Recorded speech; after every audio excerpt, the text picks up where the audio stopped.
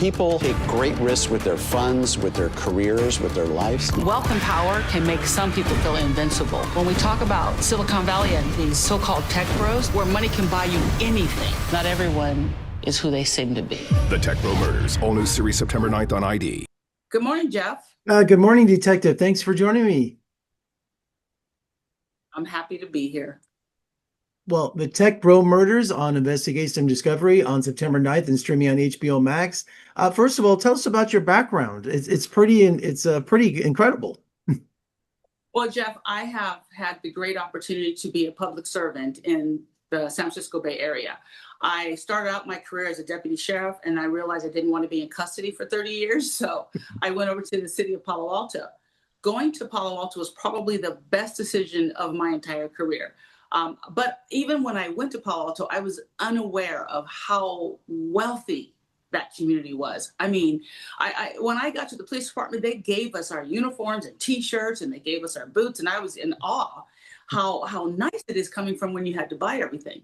I met some of the best people in the world, and I have the opportunity to work with wealthy people all the way down to homeless people. I really loved working in Silicon Valley, and I've seen things that are amazing. I've worked some amazing cases, and I've worked some cases that would just break your heart.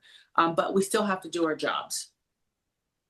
You know, crime and murder come from all walks of life, especially the tech world, which has a reputation of taking major risks, and pressure to succeed can make people do bad things. And that's the heart of this series.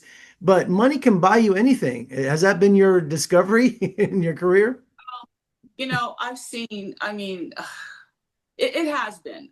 Like today, I think like the average home in Palo Alto is $10 million, and it's nothing, right? It's just a little, this little shack of a house, but it's still Silicon Valley. People go to Silicon Valley with their dreams and their hopes. I remember back, because I grew up in the Bay Area. My mom worked for Teledyne Company in Silicon Valley, and I used to go to work with her. And all this technology that just went faster and faster and faster, and we have all this hardware, this stuff that just changes the world for everybody. But people living in Silicon Valley and making that money, sometimes they think, we're so well off, we don't have to worry about crime. We don't have to worry about murder. This is the thing that I always say. Crime does not have a zip code, and when you're working in a uniform, when you talk to people, you go to their homes, their mansions, and they go, oh, well, we thought it was safe here. Well, it's as safe as we can make it. I mean, Palo Alto's never been murder capital, of the country, but we still have crime. And we had to actually tell people, please lock your doors. Lock your doors. We've had cases where people have walked into people's homes. And when we're talking about all this affluent money in Silicon Valley, sometimes people make so much money. The reality of my life and your life, they don't see that. They really believe that they can do anything.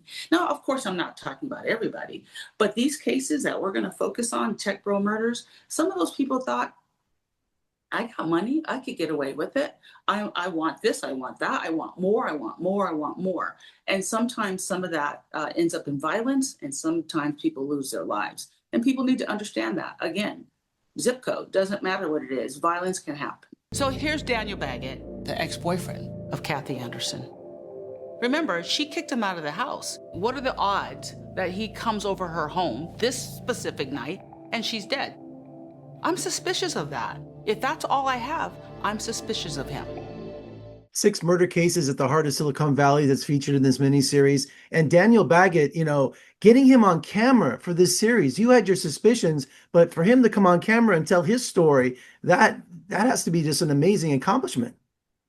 Well, I'm not going to give up the apple of what happened in this case. You saw it, I haven't seen it yet, but Daniel Baggett had to come on because he had to prove who he was, and and it was great that he did. But let's be honest, when this case was discovered, he was sort of a suspect, right? He's a jilted boyfriend of Kathy Anderson, and then we have this genius mind of Francis Wolke. And when the police arrived, they're both at the house, and that was a true whodunit for that case. They're both there.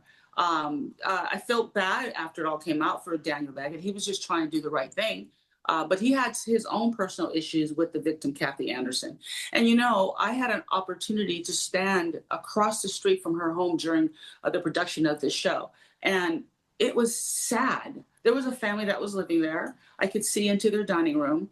And it was sad knowing that this woman who was loved in the community died in such a violent way at that address. And another thing about this case, this is not my case. I mean, I'm quite familiar with it, but I didn't know until I got to this case that I actually knew the victim's husband. He had a plumbing company in Palo Alto, and I used to see him all the time. We'd get a cup of coffee and, we talk about, I remember when he died, and then I get this case. So to me, it's almost like the 6 degrees of separation are down to 2 now. It's a sad story. I want people to understand that this can happen anywhere. It's just not happening, in the lower socioeconomic communities. This stuff happens in wealthy communities as well. And I need people to understand that. I need people to know, lock your doors, take care of your family. But these cases do occur, and sometimes it's all gets mixed up with the fame, the fortune, the desire, the want to do something like the original Tech Bros did. Well, Sandra, congratulations on an amazing series, and I appreciate your time today and also your dedication, and thank you for your service, and good luck with this series, and let's talk again soon. Thank you so much. Take care.